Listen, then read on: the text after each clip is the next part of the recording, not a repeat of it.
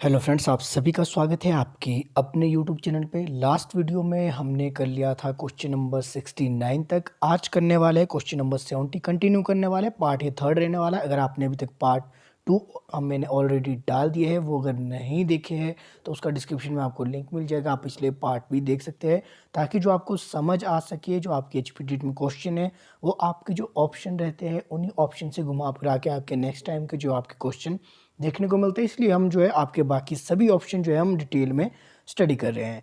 तो आज की वीडियो में कंटिन्यू करेंगे, काली मिट्टी किस फसल के बढ़ने के लिए अच्छी होती है। तो आपसे पूछा गया है काली मिट्टी किस फसल के लिए जो है बढ़ने के लिए सबसे अच्छी होती है। इस पेपर में आपसे ये पूछा गया है, डायरेक्ट इसका आंसर क्या हो जाएगा कि सबसे जो है अच्छी होती है कौन सी फसल के लिए काली मिट्टी, तो वो होती है आपकी कपास की फसल के लिए। तो ऑप्शन जिसमें थर्ड दिया है बिल्कुल आपका सही हो जाएगा। इसके अलावा अब जो है नेक्स्ट टाइम अगर इससे रिलेटेड ही क्वेश्चन आपका पूछा जाता है तो आपका ये भी क्वेश्चन पूछा जाता है कि काली मिट्टी को किस और नाम से जाना जाता है। तो किस नाम से जाना जाएगा, ये जाना जाएगा रेगुर। तो रेगुर यानी कि रेगुर भी आपकी कौन सी है, तो रेगुर मिट्टी को ही बोला जाता है काली मिट्टी। तो ये आप थोड़ा सा जो है इसमें ध्यान रखेंगे। ये मिट्टी का जो टी है, मिट्टी आपका इस तरह से लिखा जाएगा। तो रेगुर मिट्टी को ही आपकी जो है काली मिट्टी भी कहा जाता है, या फिर काली मिट्टी को ही रेगुर मिट्टी भी कहा जाता है। इसके अलावा बात करेंगे तो जो आपकी ये काली मिट्टी है, ये काली मिट्टी किससे बनती है, तो ये बनती है आपकी जो बेसाल्ट की जो चट्टानें हैं। अब ये बेसाल्ट क्या है, कुछ स्टूडेंट को ये नहीं पता होगा।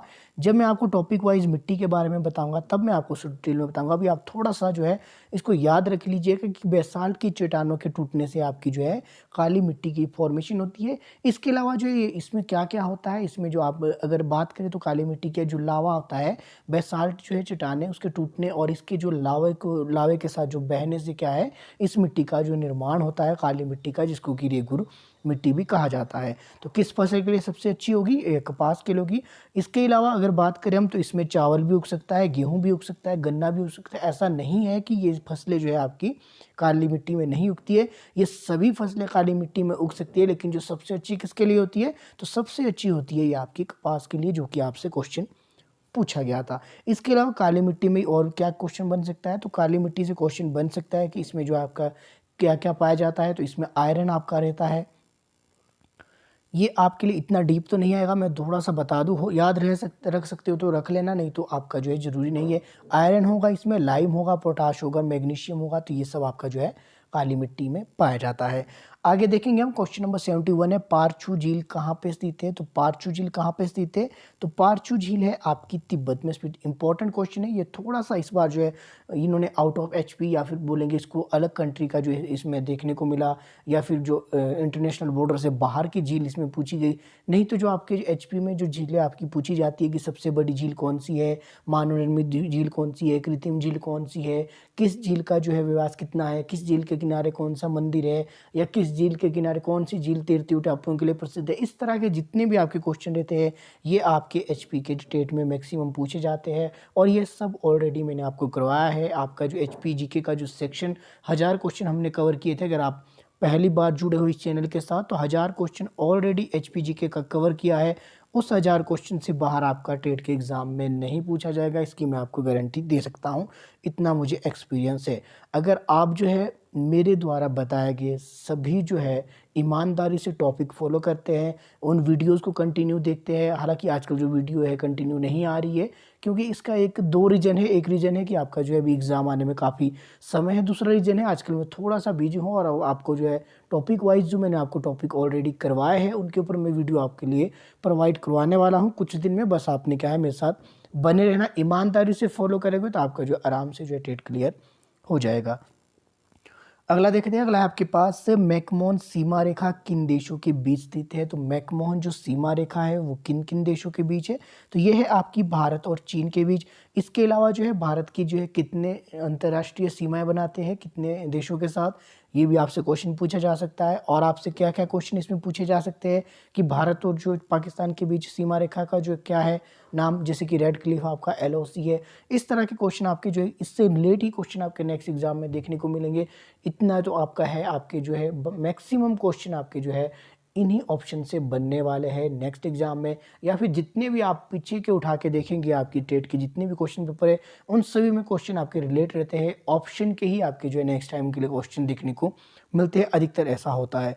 भारत और बांग्लादेश की बात की जाए तो भारत और बांग्लादेश के बीच भी रेड क्लिफ इसका नाम है, तो ये इसमें आपने ज़्यादा जो है कन्फ्यूज नहीं होना है, तो ये आपने थोड़ा सा ध्यान रख लेना है। इसके अलावा जो है आपका और कौन कौन से क्वेश्चन बन सकते हैं उसको भी हम साथ में देख लेते हैं। तो ये है आपके पास जैसे कि ना अपील ना वकील ना दलील, ये कथन किससे संबंधित है, ये स्टेटमेंट है आपकी, तो ये किससे संबंधित है, ना अपील का अधिकार है ना वकील का अधिकार है ना फिर दलील का अधिकार है, ये किस आंदोलन से या किस एक्ट से रिलेटेड है, तो ये है आपका रॉलेट एक्ट से। रॉलेट एक्ट कब आया था आपका 1919 में आया था। इसको आपका जो है काला कानून भी कहा जाता है। थोड़ा थोड़ा कॉन्सेप्ट आप याद रखिए, बाकी जब मैं नेशनल मूवमेंट आपको करवाऊंगा उसमें ये आपको मैं कवर करवा दूंगा, बेशर्ते आप मेरे साथ बने रहे। अगर आप चाहें तो जब तक जो भी रेगुलर क्लासेज आपकी स्टार्ट नहीं हो रही है, प्ले लिस्ट में जाइए, ऑलरेडी बहुत सारी वीडियो आपकी बनी हुई है, टॉपिक वाइज आप उन वीडियोज़ को देख सकते हैं, अलग अलग फोल्डर बने हैं, उसमें आप जाकर देख लेना, आपके लिए काफ़ी हेल्पफुल है, थोड़ा सा आपको इस जनरल आइडिया मिल जाएगा। अगला ऑप्शन देख लेते हैं। अगला ऑप्शन आपके पास ऑप्शन ए देखेंगे हम, इल्बर्ट बिल विवाद। तो आपसे क्वेश्चन क्या पूछा जाता है कि इल्बर्ट बिल विवाद है वो किसके समय में हुआ था, तो इल्बर्ट बिल विवाद किसके समय में हुआ था, इंपॉर्टेंट क्वेश्चन है, ये हुआ था रिपन। तो रिपन के शासनकाल में हुआ था इल्बर्ट बिल विवाद। थोड़ा सा आपको मैं बता दूं कि ये इल्बर्ट बिल विवाद क्या था। इसमें ये था जो आपके भारतीय न्यायाधीश थे उनको जो अधिकार दिया गया था, यूनानी जो आपकी नागरिक है उनसे संबंधित भी वो सुनवाई का जो अधिकार दे दिया गया था, जिसके ऊपर काफ़ी बवाल भी मचा।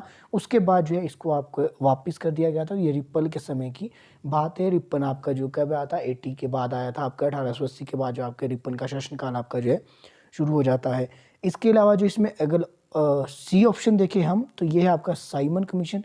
तो जो आपका साइमन कमीशन है, साइमन कमीशन आपका भारत कब आया था, तो साइमन कमीशन आया था आपका भारत 1928 को। अब कई स्टूडेंट्स के मन में है कि 1927 भी आ रहा होगा क्योंकि उन्होंने पढ़ा है। 1927 में जो एक गठित की गई थी कमेटी वो ब्रिटिश संसद के थ्रू की गई थी, तो इसमें टोटल जो है 7 मेंबर थे।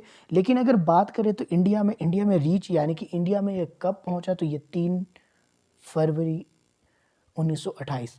डेट आपने याद रखनी है। मैं मैक्सिमम वीडियो में कहता हूँ कि आपने डायरेक्ट डेट याद रखनी है, क्योंकि ये छोटी छोटी डेट ही आपकी जो है एक नंबर आपका जो है बनाने में हेल्प करती है। अब देखेंगे ऑप्शन जो डी है, ऑप्शन डी क्या बात करता है कि आज़ाद हिंद फौज के मुकदमे से। तो ये आपका जो आज़ाद हिंद फौज की जब बात आती है तो आज़ाद हिंद फौज के ऊपर जो एक मुकदमा दायर किया गया, सार्वजनिक मुकदमा जो है किस फौज के ऊपर दायर किया गया था, तो आज़ाद हिंद फौज के ऊपर कब किया गया था, 1945। इस मुकदमे में क्या था कि जितने भी आपके जो आज़ाद हिंद फौज के जितने भी सैनिक थे उन सभी के ऊपर मुकदमा डाल दिया गया। और मुकदमा कैसे डाला गया, उसमें जो है एक आपका जो है हिंदू सैनिक लिया गया और एक आपका सिख लिया गया और एक आपका जो है मुसलमान लिया गया, और उनके ऊपर जो है इस तरह से कार्रवाई आपकी शुरू की गई थी। इसके बारे में डिटेल में आपको खुद जाके पढ़ना है। अगला देख लेते हैं। अगला क्वेश्चन है आपके पास क्वेश्चन नंबर 74। 1974 में हुए शिमला समझौते पर हस्ताक्षर किसने किए, तो 1972 में भारत और पाकिस्तान के बीच, इंडिया एंड पाक के बीच आपका जो एक समझौता होता है, तो ये आपने ध्यान रखना है। इंडिया और पाक के बीच जो एक समझौता होता है जिसे कहा जाता है शिमला समझौता।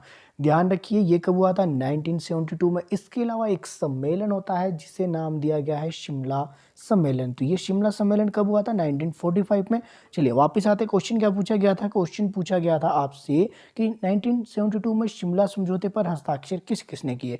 तो अगर बात करें इंडिया की ओर से किए थे इंदिरा गांधी ने, और साथ ही जो पाकिस्तान की ओर से किसने किए थे, जुल्फिकार अली भुट्टो। तो जुल्फिकार अली भुट्टो ने किए थे आपके पाकिस्तान की ओर से, तो इन दोनों ने सिग्नेचर किए थे। तो ये सिग्नेचर कहाँ हुए थे, शिमला में हुए थे। शिमला में कहाँ हुए थे, तो शिमला में ये आपके बर्निस कोर्ट।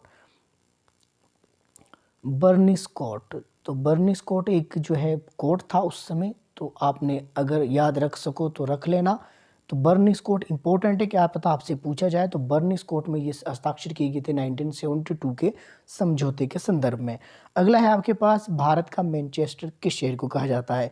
देखिए ध्यान से सुनिएगा, भारत के मैनचेस्टर की बात की गई है पूरे भारत का, यानी कि भारत का मैनचेस्टर पूरे भारत की बात की गई है, तो ये कहा जाता है अहमदाबाद को। इसके अलावा अगर आपसे पूछा जाता है कि अगर इससे रिलेटेड ही आपके क्वेश्चन देखने को मिला तो क्वेश्चन कैसे पूछा जाएगा कि उत्तरी भारत का मैनचेस्टर, तो भारत के आगे यहाँ लग जाएगा उत्तरी। तो अब उस उत्तरी से आपका जो है क्वेश्चन पूरा आपका चेंज हो जाता है। तो उत्तरी भारत की अगर हम बात करें तो उत्तरी भारत का जो मैनचेस्टर किसे कहा जाता है, तो ये कहा जाता है कानपुर को। ये छोटे छोटे फैक्ट है, आपको एक साथ कहीं नहीं मिलेंगे, आपको इस वीडियो में मिल रहे हैं, नोट डाउन करके चलिएगा। अगला आपके से क्वेश्चन क्या पूछा जा सकता है कि दक्षिण भारत का, एक क्वेश्चन था भारत का मैनचेस्टर, आपने देख लिया अहमदाबाद, उत्तरी भारत का कानपुर। अब क्वेश्चन पूछा जाएगा दक्षिण भारत का मैनचेस्टर किसे कहा जाता है, तो ये कहा जाता है कोयम्बटूर। तो कोयम्बटूर को कहा जाता है कहाँ का, दक्षिण भारत का। तो दक्षिण भारत का मैनचेस्टर किसे कहा जाता है, तो ये कहा जाता है कोयम्बटूर। तो अब ये क्वेश्चन आपके मन में होगा कोयम्बटूर कहाँ है, कोयम्बटूर आपका जो है तमिलनाडु में है। तमिलनाडु कहाँ आता है, आपके दक्षिण में। तो इस तरह से आप इसको रिलेट कर सकते हैं कि दक्षिण भारत का जो है मैनचेस्टर किसे कहा जाता है, तमिलनाडु के कोयम्बटूर को जो है आपके दक्षिण भारत का मैनचेस्टर कहा जाता है। लास्ट क्वेश्चन देख लेते हैं, डायरेक्ट ही देखेंगे इसको। भारत में सूचना का अधिकार अधिनियम किस वर्ष लागू हुआ, तो ये हुआ था आपका 2005 में। इससे रिलेटेड आपने खुद इंपॉर्टेंट फैक्ट जितने भी आपके एक बार आपने सर्च करना है, तो 2005 में ये लागू हुआ था, ताकि आपको बाकी के फैक्ट भी खुद से याद हो जाए। तो आज की वीडियो में इतना ही करते हैं। आपके लिए मैं कोशिश कर रहा हूँ कि जल्द से जल्द आपकी जो है ब्लैक बोर्ड यानी कि व्हाइट बोर्ड के थ्रू आपको जो टॉपिक वाइज में टॉपिक आपको प्रोवाइड कराऊँ। बस आप जो है अपने दोस्तों के साथ वीडियो को शेयर करते रहिए और मेरे साथ बने रहे। आपके लिए कोशिश करूंगा कि जब तक भी हो सकेगा आपके लिए फ्री वीडियो अवेलेबल रहेगी। मिलते हैं अगली वीडियो में। मेरे साथ बने रहने के लिए आप सभी का तहे दिल से धन्यवाद।